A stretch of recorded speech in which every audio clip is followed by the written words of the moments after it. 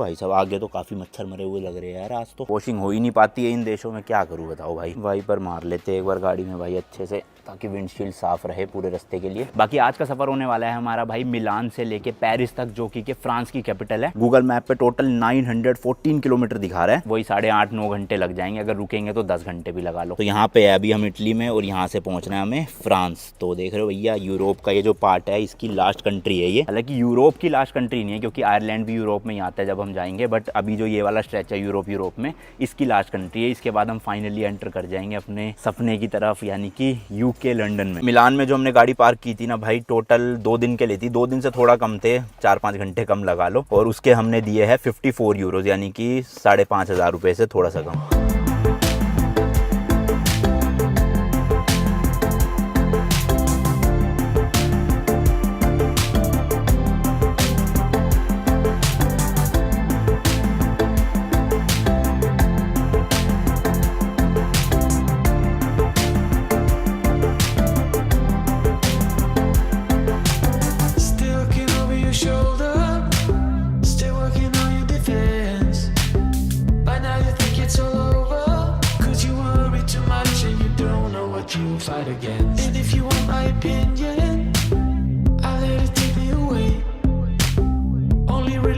तो जी लो, पहला आज का टोल टैक्स आ गया है हमारा, जो इटली में ही है, क्योंकि यहाँ पे विनेट चलता नहीं है, इसलिए टोल ही भरना पड़ेगा। तो ये हेल्प का बटन दबाना पड़ेगा, वरना तो खुलने का कोई है ही नहीं भाई रास्ता, ना पे करने का। चल भी रही है, चल ही नहीं रहा भाई बटन। यहाँ पे भी है वैसे तो, पर है ही नहीं कोई। क्या hello, English please, tourist Indian car. पता नहीं भाई क्या कर रहे हैं। हेलो, खुल गया। चलो जी चलो भाई, खुल गया है, उन्होंने खोल दिया है हमें। आज दोनों कंट्री जो है ना, इटली भी और फ्रांस भी, दोनों जगह ही जो है विनेट नहीं चलता, तो हमें टोल टैक्स ही पे करना पड़ेगा, कार्ड से या फिर बाय कैश। कैश है नहीं हमारे पास, तो कार्ड ही पे करना पड़ेगा। और ये जो है इटली में आज हमारा टोटल सफर होने वाला है 220 किलोमीटर का, और उसके बाद लगभग 700 किलोमीटर आज हमें भाई फ्रांस में गाड़ी चलानी है। तो आप सोच लो कितना बड़ा है भाई, फ्रांस की 700 किलोमीटर चला के फिर हम पहुंचेंगे उसकी कैपिटल पेरिस में। तो इस वाले टोल टैक्स में तो हमें कुछ भी पे करना नहीं पड़ा, शायद से जब हम इटली के एक्सप्रेसवे या हाईवे से एग्जिट लेंगे ना, तब पे करना पड़ेगा। अब देखते हैं 200 किलोमीटर चलाने के आज कितने पैसे लगते हैं इटली में खाली। और फिर तो मेन है भैया 700 किलोमीटर वहाँ पे फ्रांस में चलाने के, मेरे को लग रहा है बहुत पैसे लग जाएंगे टोल टैक्स में।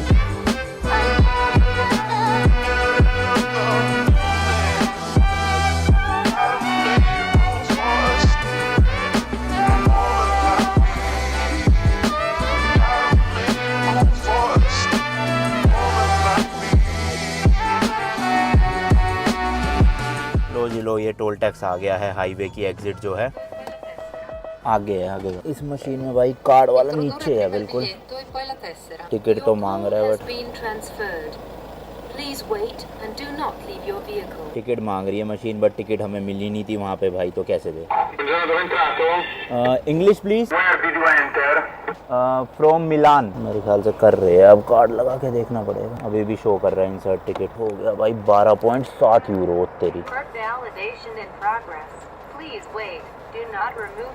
चलो भाई, तो एक्चुअल में एक कट छूट गया था पीछे, तो इस वजह से एक्सप्रेस वे से वापस से उतरना पड़ा। वापस से चढ़ रहे हैं एक्सप्रेस वे पे, तो वहां से हमने एग्जिट ली थी वो देखो, और यहाँ से ही वापस जा रहे हैं अंदर। ये तो उनकी होगी शायद, चलो यही काम आ जाएगी। हम वहाँ से भाई हार्डली 60-70 किलोमीटर चले थे, और एग्जिट जो लेनी पड़ी, कितने की पड़ी अपने को, 12.7 यूरो, यानी कि 1250 रुपए का फालतू में फटका लग गया एग्जिट की वजह से। और चढ़े हैं हम उसी वाले वापस से हाईवे पे। अब जब इस हाईवे को एग्जिट करेंगे फिर पे करना है हमें, वो शायद से और ज्यादा होगा, क्योंकि बिल्कुल ही मिलान के बॉर्डर, सॉरी मिलान कह रहा हूँ, फ्रांस के बॉर्डर के वहाँ पे ही होगा एग्जिट। वो सामने वाले माउंटेन्स में देखो भाई साहब, अभी अगस्त के मौसम में भी बर्फ पड़ी हुई है ऊपर टॉप पे। वैसे तो पूरे यूरोप में ना लगभग साल में सर्दियाँ ही रहती है, कुछ 2-3 महीने होते हैं गर्मियों वाले, और उन्हीं 2-3 महीनों में हम यूरोप में आए हुए हैं। तो इसलिए आपने देखा होगा जनरली होटल्स में जो है ना, वो एसी नहीं होते या पंखे नहीं लगे होते, क्योंकि इतनी गर्मी पड़ती नहीं है। चलो भाई, इस वाली रोड से भी अब एग्जिट ले रहे हैं, और अब वापस से टोल टैक्स आएगा। टोटल अभी यहाँ से भाई 759 किलोमीटर बचा है। पेरिस जो है वो 8 घंटे के आसपास दिखा रहा है अभी।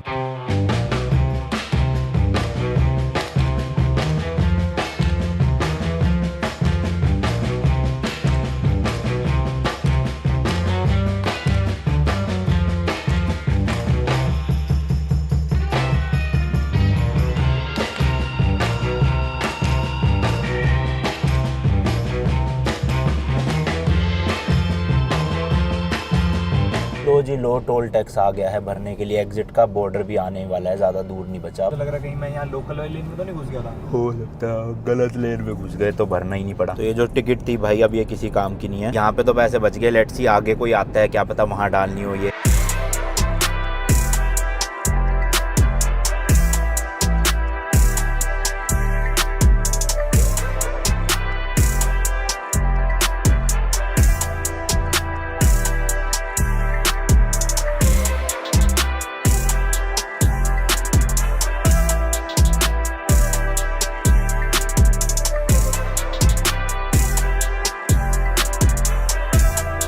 बॉर्डर यहाँ से 9 किलोमीटर है और भाई साहब प्रॉपर किसी हिल स्टेशन पे आ गए हैं। सामने वाले पहाड़ों पे देखो बर्फ भी गिरी पड़ी है और बादल ही बादल है चारों तरफ। यहाँ पर शायद ये भी हो सकता है कि ये जो बर्फ वाला पहाड़ है ना, ये भाई फ्रांस का कोई पहाड़ हो, क्योंकि 8 किलोमीटर कितना ही होता है भाई। सीधा सीधा पहुंचेंगे तो एंटर कर जाएंगे फ्रांस में, क्योंकि भाई पहाड़ी रास्ते तो पूरे रास्ते में ना टनल्स बहुत सारी आई और लंबी लंबी टनल्स थी और रोड कंडीशन भी साथ ही साथ अच्छी है। ये देखो, हालांकि है ये सिंगल लेन ही है हमारे पास, बट साफ सुथरी सड़कें है, कोई दिक्कत की बात नहीं है। इटली में आप आओगे ना तो थोड़ा सा पुराना पुराना सा फील होगा, मतलब इतना ज्यादा मॉडर्न वो नहीं दिखेगी चीजें। स्पेशली रोम में जाओगे जब आप, रोम क्योंकि भाई बहुत पुरानी सिटी है यहाँ की। बाकी फ्रांस की बात करें तो अभी कुछ टाइम से काफी ज्यादा दंगे चल रहे थे वहाँ पे। होपफुली अभी काफी चीजें सही हो चुकी है। बाकी तो भाई जाएंगे, पहुंचते हैं पेरिस और फिर देखते हैं क्या सिचुएशन है वहाँ की। अभी लो जी लो, बॉर्डर बस आ ही गया है और प्रॉपर देख रहे हो भाई पहाड़ों के बीच में बना हुआ है और होटल्स वगैरह भी ना काफी है इस एरिया में। तो मुझे लग रहा है काफी अच्छे खासे टूरिस्ट आते होंगे घूमने यहीं के लोकल। वैसे भी लोकल तो छोड़ो भाई, यहाँ पे तो यूरोप में कंट्रीज इतनी पास पास है, कोई बॉर्डर नहीं होता। तो एक देश से दूसरे देश जाना इनके लिए तो बहुत आसान चीज है, हमारे लिए भी बहुत आसान चीज ही है। तो इनका तो ऐसा होता होगा कि फ्रांस से घूमने आ गए यहाँ पर इटली में, इटली से चले गए फ्रांस घूमने। ये देखो भाई बोर्ड पे ही कितने सारे होटल्स के नाम लिखे हुए हैं, तो मतलब ये सारे यहीं पे ही है। बॉर्डर के लिए जो कट लेना भाई, यहीं पे जाम लगा हुआ है, ट्रक भी खड़े हैं और ये मोटर होम वगैरह। पता नहीं कैमरे में दिख रही है नहीं दिख रही है, बट पता नहीं भाई ये बारिश है क्या है, लग तो बूंदे नहीं रही है, थोड़ी मोटी मोटी सी लग रही है, स्नोफॉल हो रही है, बट बारिश ही है। इतनी धूप में क्या स्नोफॉल होगी। यहाँ पे देखो भाई केबल कार भी चल रही है नीचे से ऊपर तक की, और जाम खुलने का नाम ही नहीं ले रहा। ऑलमोस्ट 40 मिनट हो चुके हैं। आज का सफर वैसे ही हमारा इतना लंबा था और ऊपर से यहाँ पे अभी ये 40-50 मिनट वेस्ट हो रहे हैं और अभी भी पता नहीं कितनी देर और लगेगी। यहाँ पे भाई एक्चुअल में ना एक टनल है 12.5 किलोमीटर की स्ट्रेट, जो बिल्कुल आपको ना फ्रांस में निकालेगी। तो ये टनल की वजह से ही जाम लग रहा है। यहाँ पे बोर्ड भी लगा हुआ है, मिनिमम स्पीड जो है अंदर वो 50 की और मैक्सिमम 70 की चला सकते हैं। तो इसी चक्कर में जो है इतना जाम है, एक एक करके या फिर मतलब ग्रुप में छोड़ रहे होंगे अंदर। यहाँ देख लो भाई